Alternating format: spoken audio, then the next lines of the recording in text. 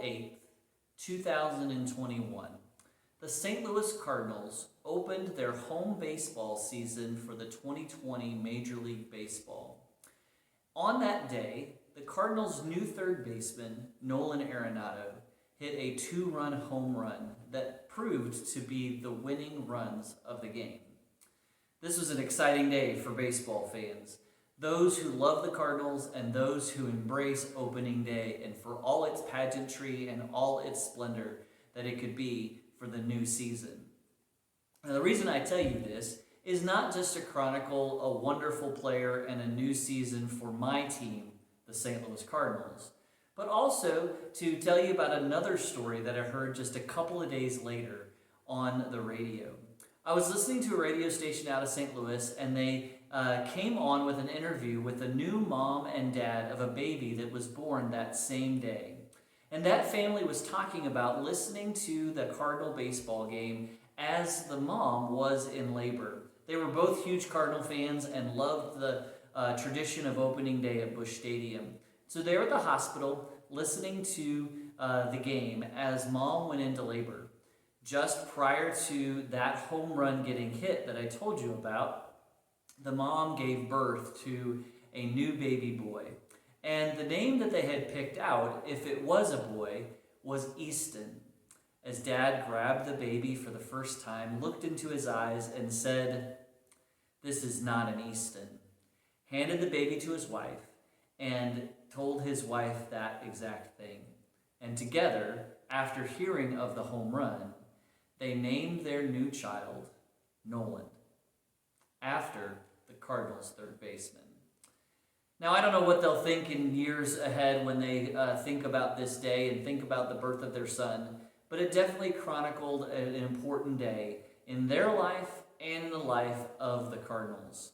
Now, the reason I tell you all of this is because today we return to Series 66, and we look at the book of Hosea.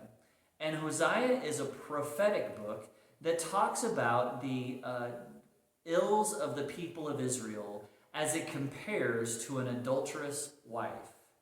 At the beginning of the book of Hosea, God directs Hosea to marry a woman named Gomer. And they have 3 children together, and this is all chronicled in chapter 1. And each of the children have a name that signifies something about what's going on in the people of Israel.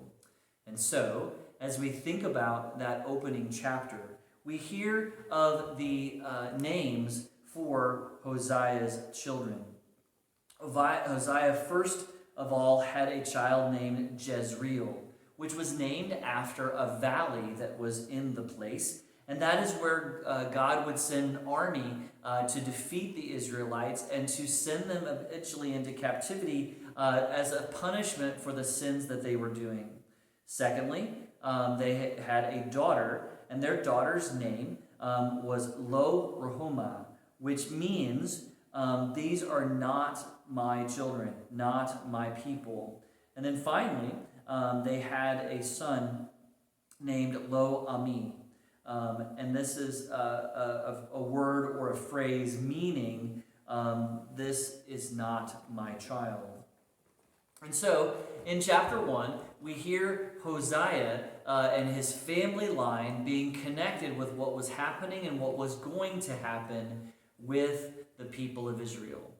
His children would chronicle what would happen in the history of the people of Israel. Just like this family I told you about, part of their family story chronicled a history of the St. Louis Cardinals. Well, throughout the book of Hosea, we learn of how Hosea's wife was unfaithful to him and went about being with other men and not being faithful to him, just as the people of Israel were unfaithful to God and going to other gods and seeking other ways to practice their faith. And so Hosea's life mirrors what Israel was doing to God.